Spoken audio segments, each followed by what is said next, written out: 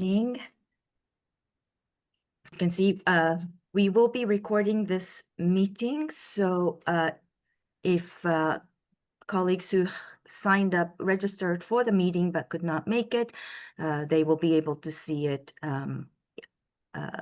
see the recording at their convenience. As I said, housekeeping, we are keeping the video and microphone off except for the speakers in order to manage this session. However, please use the chat function to put your questions and comments. My name is Masumi Ono from United Nations Department of Economic and Social Affairs. I'm joined by Chris Kipp from UN Global Compact and Stephanie Winnett from the International Organization of Employers. We will be giving you some updates, some information on the overall summit, as well as some updates on the preparations for the private sector forum. Could we have the slide, please, Alia?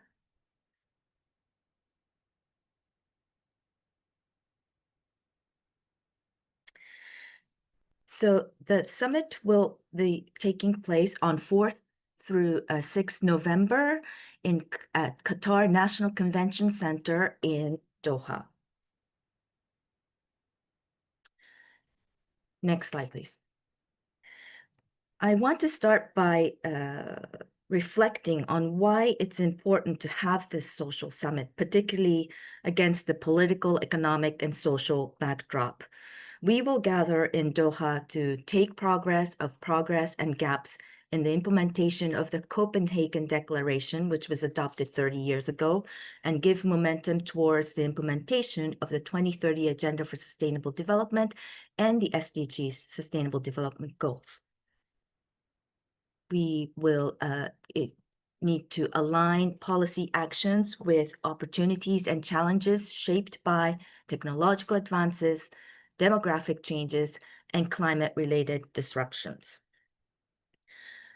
Also to mobilize concrete actions for addressing unresolved social challenges and strengthening resilience towards just and sustained social progress.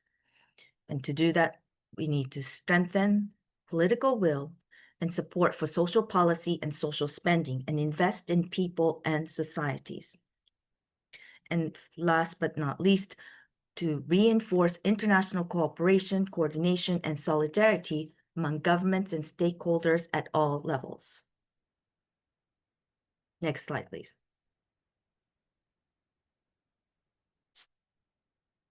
The summit will be a culmination of all the work and consultations that happened so far. And there were global consultations that took place in New York, Geneva, and online. Consultations and deliberations held by the regional commissions, consultations convened at national levels, and thematic consultations held by UN entities around the world.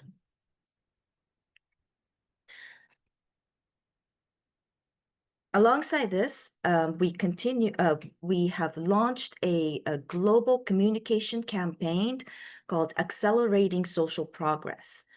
As part of this effort, we invited people around the world to share what social progress means to them. We continue to strengthen our outreach with the summit official website, which is being regularly updated with the latest political declaration materials, summaries of regional webinars organized by resident coordinators, new insights articles on the blog, and more. These updates ensure that our partners, stakeholders, and the wider public remain engaged and well-informed as we build momentum towards the summit. The key outcome of the summit is the Doha Political Declaration. The declaration will be formally adopted in Doha. It reaffirms member states' commitment to the Copenhagen Declaration, the 2030 Agenda, and related UN frameworks with a focus on poverty eradication, decent work, and social inclusion. The declaration establishes a follow-up mechanism to review progress every 5 years, starting in 2031. It calls for strengthening the Commission for Social Development and multi-stakeholder engagement and partnerships, including with parliamentarians, civil society, employers and workers' organizations, youth organizations, organizations of persons with disabilities, academia, local and regional authorities, faith-based organizations, and the private sector to implement the commitments. Next slide, please. The political declaration makes it clear that the private sector is a vital partner in advancing social development. Some of the key commitments it highlights include recognition of the role of businesses in generating decent employment opportunities, promoting job creation, decent work, and living wages, investing in skills development, and supporting the transition from informal to formal economies. It also stresses responsible business conduct in line with national legislation and relevant international standards and frameworks. Strengthening labor market institutions and social dialogue is highlighted, together with promoting respect for international labor standards and workers' rights. The declaration emphasizes supporting entrepreneurship and creating enabling environments for micro, small, and medium-sized enterprises, cooperatives, and the social and solidarity economy. It calls for mobilizing additional finance, both public and private, while ensuring that private finance is not a substitute for existing commitments. Multi-stakeholder partnerships are encouraged as a way to advance these goals. It further commits to promoting equitable access of developing countries to markets, investments, and technologies, and to leveraging digital and emerging technologies, including artificial intelligence, to support inclusive social development.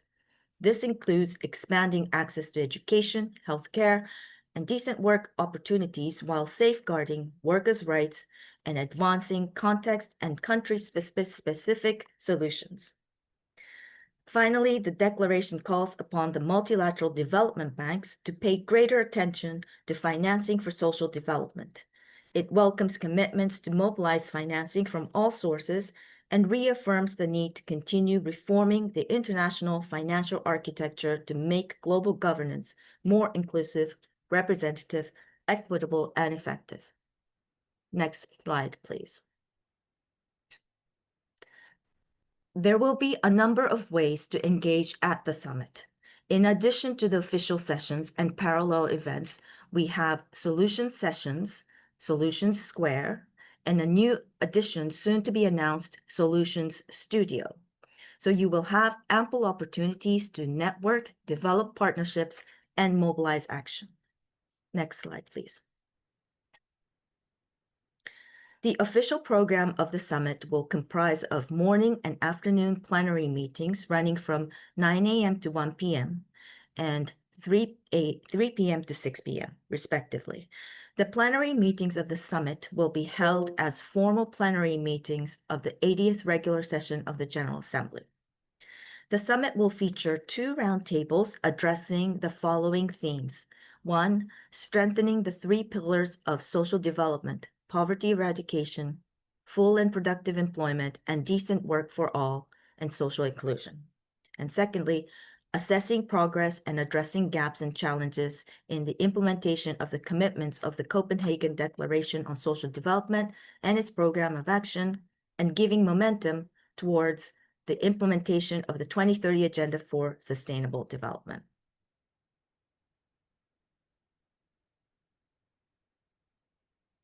DESA is awaiting a decision from OPGA on the timing and format of these roundtables. However, we anticipate that the roundtables will be multi-stakeholder in nature.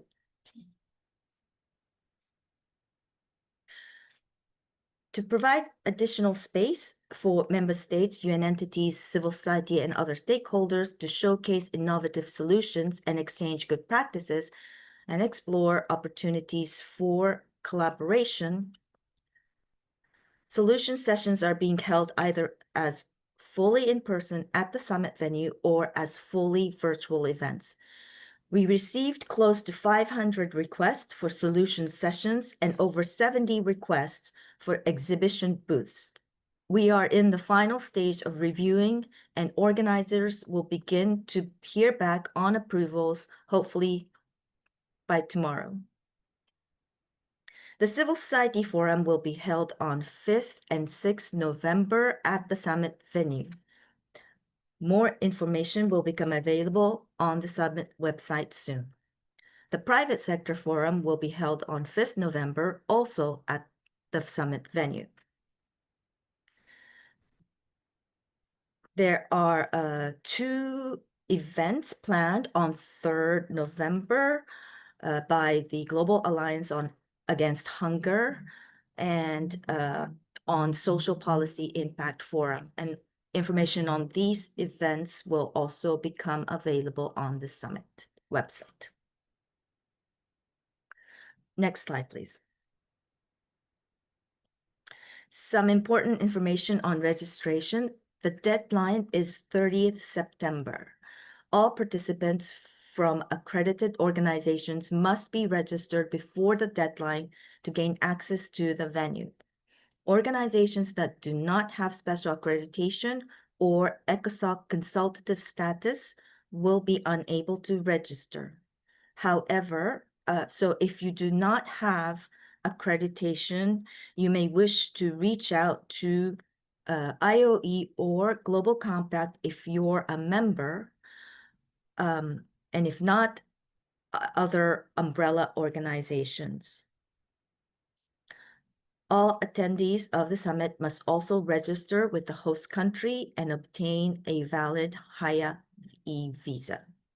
Please check the summit website frequently for updates and further information. Next slide, please. Now I'd like to hand over to Stephanie to give you some more information on the Private Sector Forum itself. Stephanie, over to you.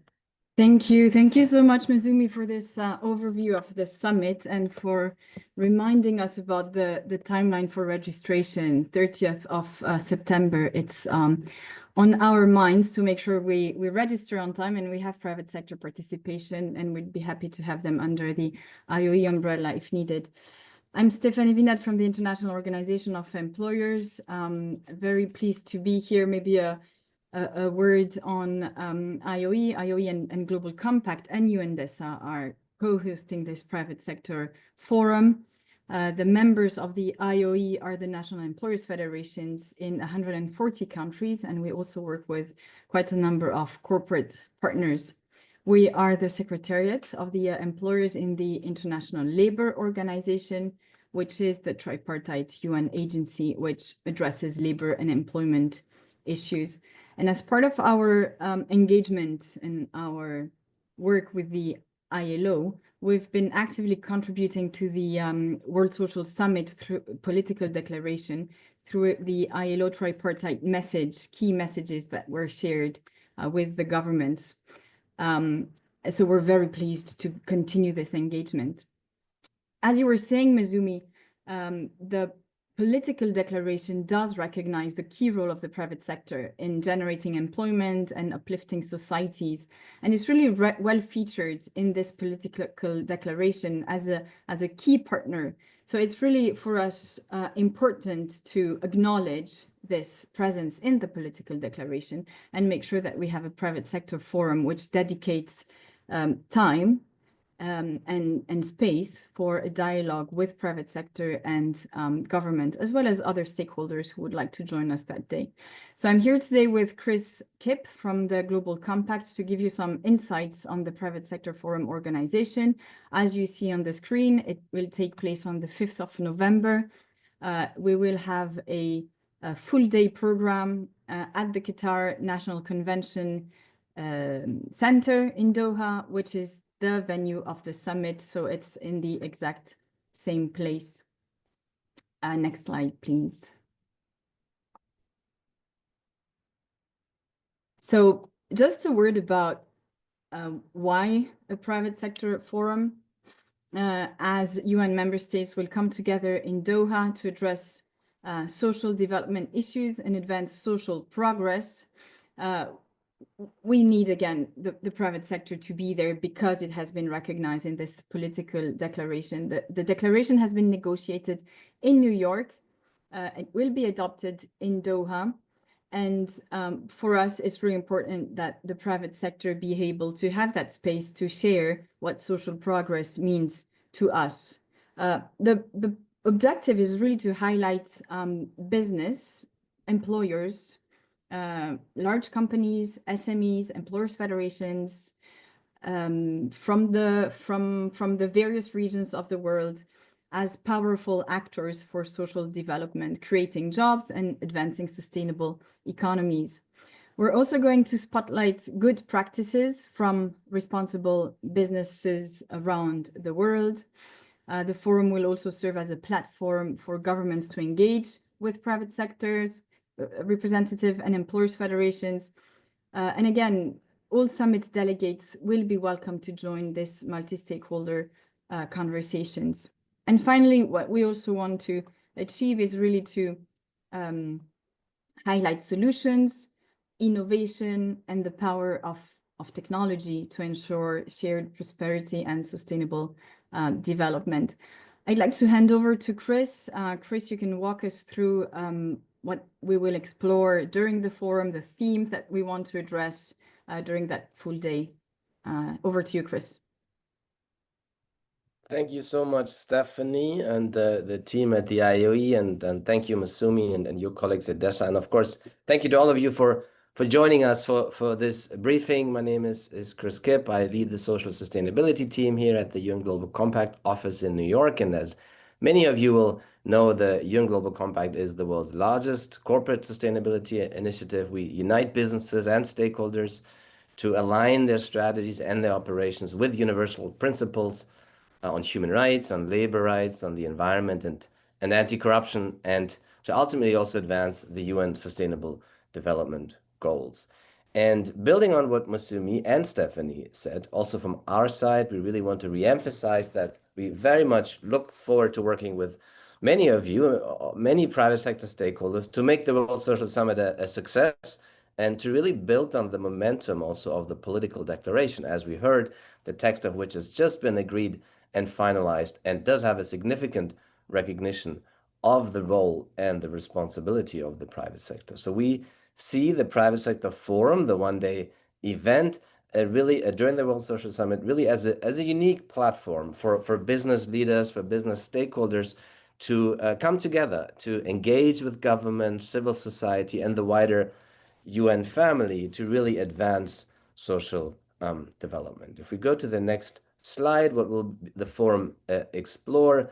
As Stephanie said, again, we want to highlight why business engagement is essential for advancing social development, both in terms of the responsibility of the private sector, but also, of course, the tremendous opportunity for businesses to invest in sustainable practices through employment generation, through decent work, promoting living wages, advancing gender equality, and overall really implementing and advancing responsible business conduct that respects and advances human rights across business operations, supply chains, investing in inclusive growth, and of course also promoting enablers such as sustainable financing towards the SDGs.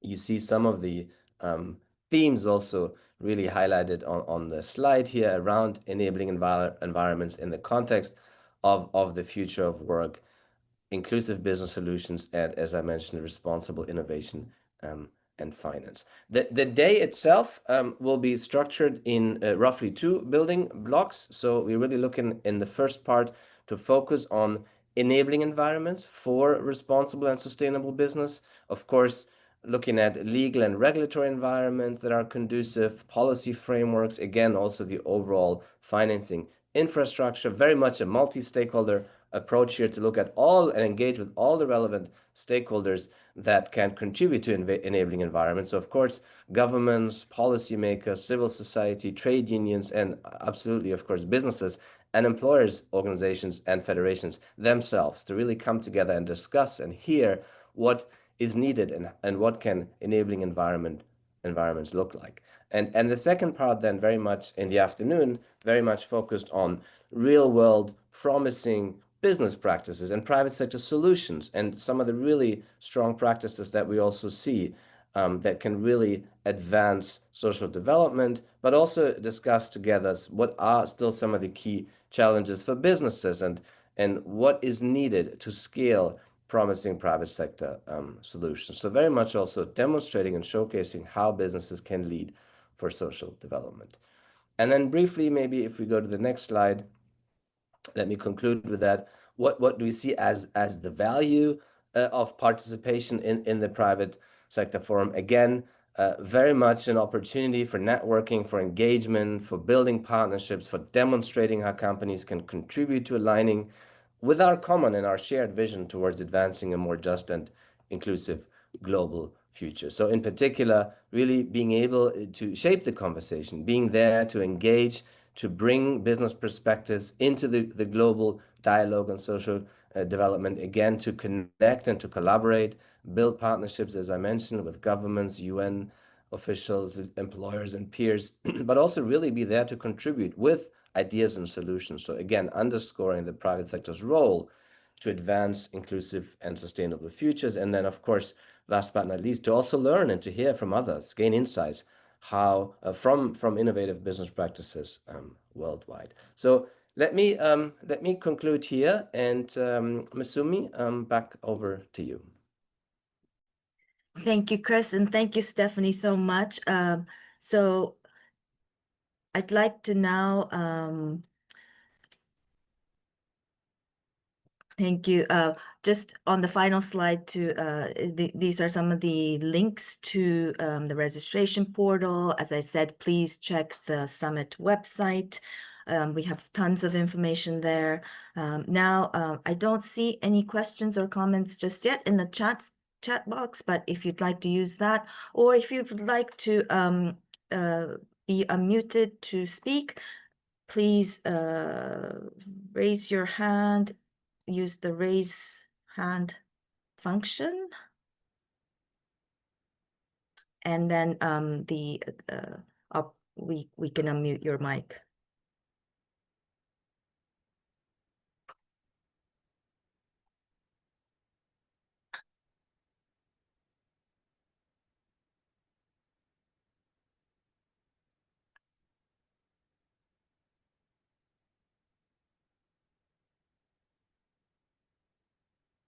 Okay, I see one hand raised.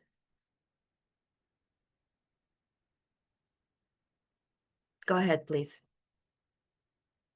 Hi, Masumi, and hi, colleagues. Good to see everyone online. I'm getting an error when turning on my video. I'm not sure why, but I was just wondering if you could confirm. I didn't quite catch this. I understand the registration deadline is September 30th, but is there a limitation in terms of how many delegates we can bring for each ECOSOC accredited organization?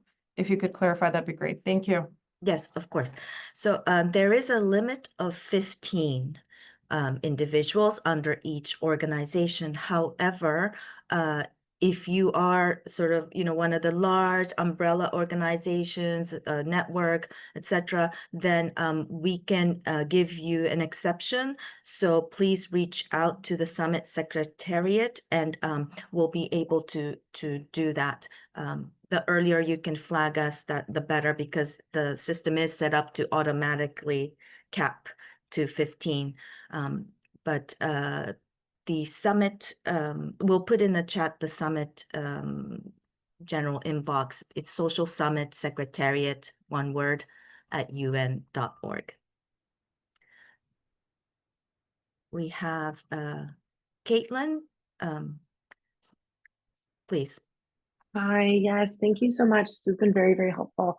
The link in the chat, I'm just getting kind of like a blank page essentially that just says request information and nothing else, or request invitation, but it doesn't have anything else. I'm not sure if that's the right link or. It's Chris? not saying anything beyond that, so I'm just, but anyways, just flagging that. Okay, yes. Thank you. Go ahead, Chris. Yeah, you need to click on the request an invitation button, and then it should take you to another page.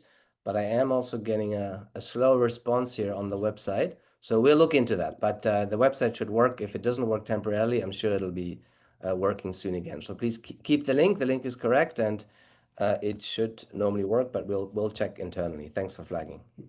Okay, yeah, I can't click anything, so that's perfect. But thank you. I was worried it was just my computer, but that's helpful to know. Okay, Noreen, please. Okay, thank you so much for this terrific briefing. I just have a question about the development of the agenda for the Private Sector Forum, and if possible, it would be great to understand what the process will be to develop the agenda and how we can be part of that process, if at all possible. Thank you. Yes, thank you. So we will, after this briefing, share a concept note that it will be the basis for further developing the program. If you are interested to be closely involved, please reach out to us and we'll take it from there. Again, we'll put the summit email address in the chat box. And if I may add, Masumi, thank you, Noreen. This is very much appreciated. We do want to make this as inclusive as possible. So if you have ideas, if you would like to support the details of the day and sort of have suggestions, please do reach out. We very much encourage that to hear early on how we can build the agenda in a way that is, of course, inclusive of many different views and perspectives.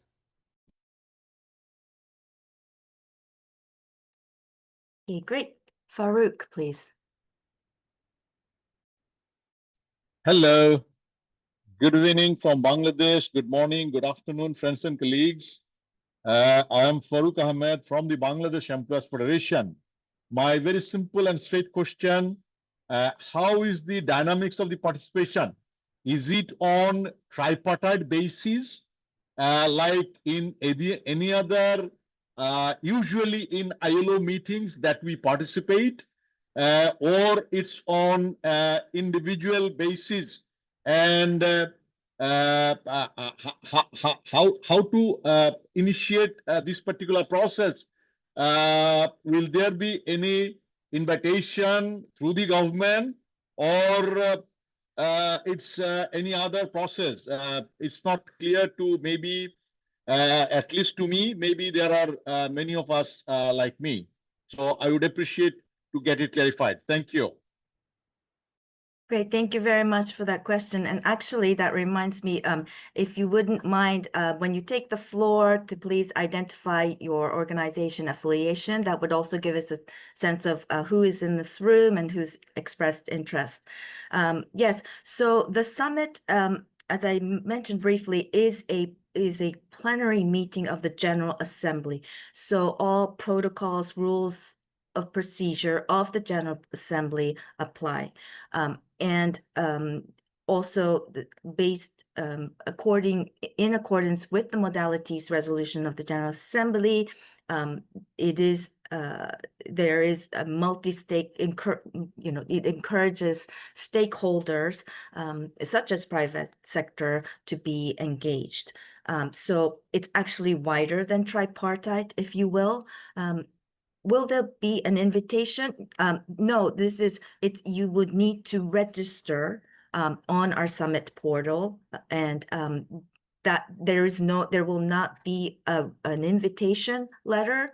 However, when you register and when you're approved, then you get a letter of approval, which in a unique number, which is communicated, which you will input when you apply and register with the host country, and that enables smooth approval process for the e-visa. Masumi, can I just comment on that? Sure, Thank you. yes. Farouk, this is indeed a UN summit, so it has UN rules set by the General Assembly. However, during the ILO governing body discussions on the topic, it has been, the government have been invited to designate a tripartite delegation. So they are invited to include social partners within their delegations. So not all the governments will do that. It's an invitation for them to do. I would really encourage all the employers federations on this call to reach out to their governments to see if they could indeed be included in their national delegations, which would indeed facilitate also the whole registration process. If the government doesn't include the tripartite delegation, we'll be happy to have you under the IOE delegation. And it's not, in terms of participation, it's not tripartite per se. It's really a state-led summit. And we are bringing the voice of private sector in some of the sessions where possible, in side events, but also in this private sector forum. Great, thank you so much for that, Stephanie. Next to Shin, please.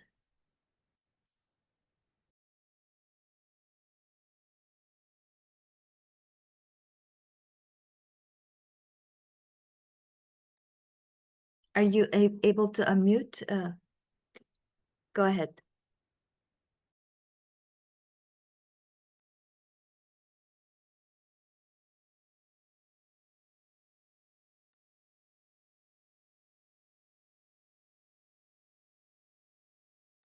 I see you keep trying to unmute, but somehow it's giving you. Maybe we'll come back to you, Shin. David, please go ahead. Thank you, and thank you for the presentation. One question for those who will not, unfortunately, be able to be there in person. Is there a chance of participating or supporting online? Yes, thank you. So the official program will be on webcast, but the summit itself is an all in-person event. You can observe on webcast for the official part of the program, and for some of the parallel programs, such as the Civil Society Forum, we are also looking into having a webcast for private sector forum, but this is subject to funding, and we're exploring that right now. Some of the side events, the solution sessions may be webcast, but there will not be sort of this hybrid arrangement where you can participate also virtually. However, there are numerous virtual side events, virtual solution sessions, I think about 100 or so virtual events. Let's see if we can, if Shin, if you're able to unmute. Simon, if there's a way you could assist. Go ahead. Hello. Hi, everyone. Can you hear me? Great. This is Shen from IFC, part of the World Bank Group. First of all, thank you very much for hosting this session. I have a question specifically for the private sector forum.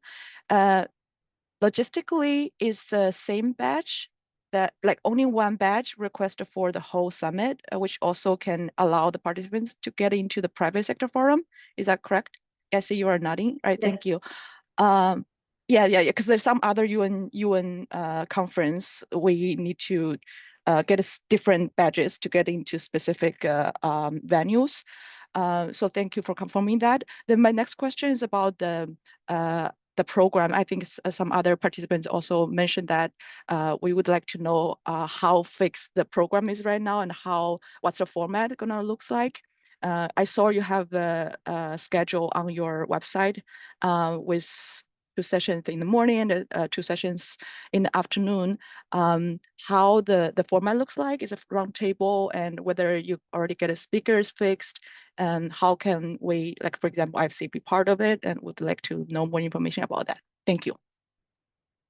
Great, thank you so much. Yes, so we're still developing the program, and as Chris mentioned earlier, we very much welcome engagement by you know, a broad range of stakeholders and like IFC yourselves. Stephanie or Chris, would you like to comment on the program? Sure. The program is as Chris was saying, we have currently 2 building blocks. We're looking at fireside chats, and inclusive of course business leaders, but also we're open to have other stakeholders around those chat. We're going to have really, and I'm really calling them chats because we want them to be as dynamic as possible. So it wouldn't be panel conversation panels where, you know, we would read statements, but really an exchange or a conversation to highlight solutions from the business side. We will open up for questions and exchange with the audience. So if, you know, some of you cannot be part of a fireside chat, there's always an option to have the opportunity to speak during the Q&A session that comes at the end of the morning and at the end of the afternoon.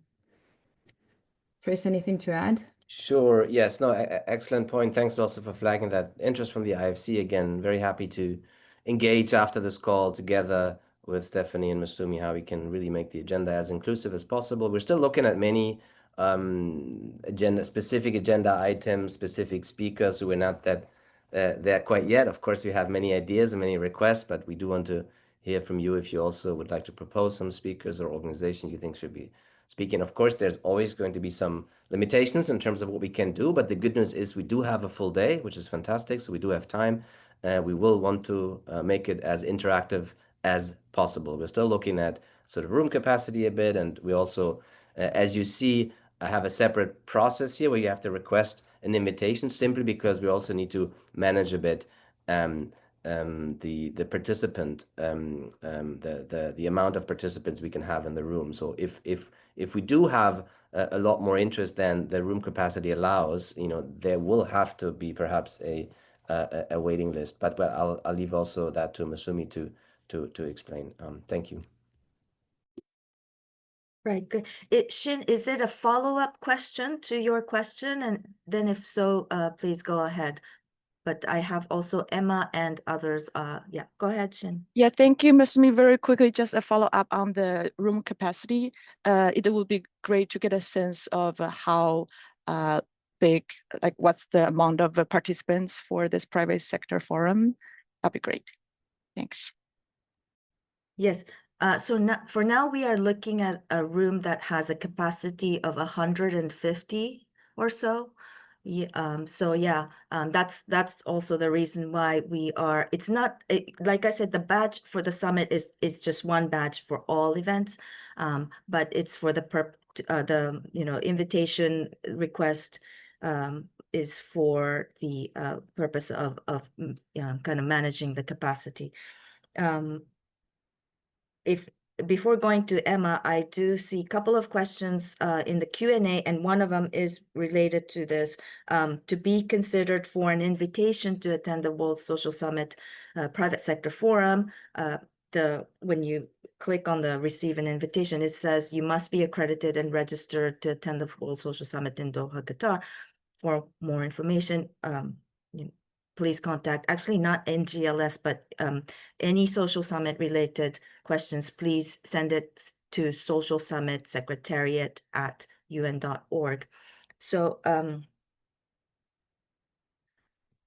it's important that you are registered for the summit, because that is what gives you access to the venue. Now, the invitation to the private sector, as Chris mentioned, is just to know, you know, who is coming, who is interested in coming, who's coming, and you know, is the capacity, do we need to take action in terms of managing with the capacity of the room that we have. So I hope I answered the question. I think my colleagues will also provide additional information in the chat. But thank you, Emma, for being patient. Please go ahead. And after that, I'll get to the other question on the Q&A chat. Emma, please go ahead. Thank you, and my apologies. I had some difficulties joining the call earlier. Would it be at all possible to get a link to the presentation slides in the chat now, just to get the information as soon as possible? Right. Okay. We'll try to do that. If we are operating this with just a couple of my colleagues behind the scenes, as well as a couple of Global Compact colleagues trying to manage the chat. So Emma will, if we can, if you can allow us to maybe try to get to that, but yes, we'll try our best. But for sure, after the briefing, we will share the recording as well as a slide presentation in a PDF form. Chris, did you want to come in? Or? Oh, okay. Right. Okay. So there is another question in the Q&A which says, will regulators, policymakers from Qatar be attending the private sector forum? Yes. There will be many member states from all countries. So we will have government officials as well as other stakeholders, civil society, private sector, academia, research institutes, UN entities. So yes. And is it a part of the agenda to address specific topics within the Qatari labor law? We will, as a private sector forum, we will not be going into so much, well, you know, there is a, I mean, the intention, of course, part of it is to share good practices, but these sort of like context specific issues are it may be dealt with in specific sessions of the solution sessions or in the solution square where they have exhibits, if the organizers from those countries have applied and been approved. I hope that answers your question. Another question I see in the Q&A, would disability inclusion in private sector be represented in the agenda? I very much hope so. Thank you very much for that question. In fact, in my regular duties, disability is very much a part of my team. We are the Secretariat of the Convention on the Rights of Persons with Disabilities, and therefore the Social Summit as a whole, we are very much mainstreaming disability inclusion in our agenda, in our program, in our discourse.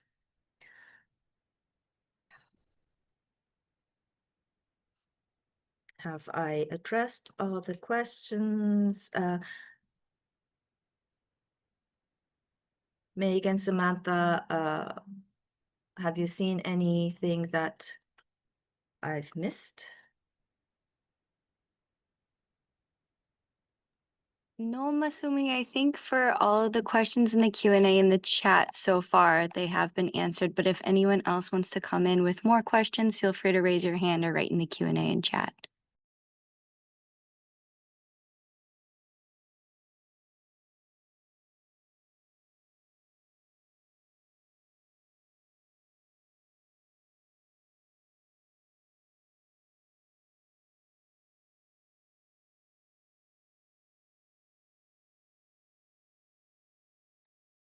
Okay, if there is no other questions, comments for now, thank you so much for your time, for your interest, and you know how to get in touch with us, Social Summit Secretariat at un.org for any summit-related questions.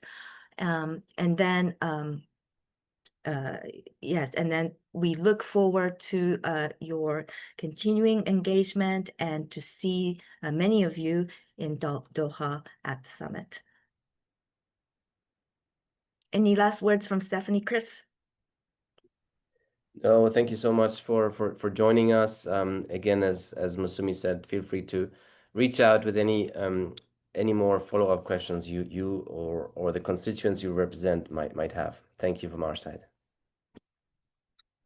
Thank you from our side as well. Maybe just a word, if you know that you will be in Doha and attending the summit, please let us know. Let Chris, Mizumi, and myself know so that we're informed, and we can also make sure that you're up to date with the latest on the private sector forum.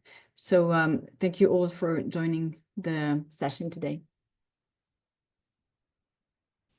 Thank you.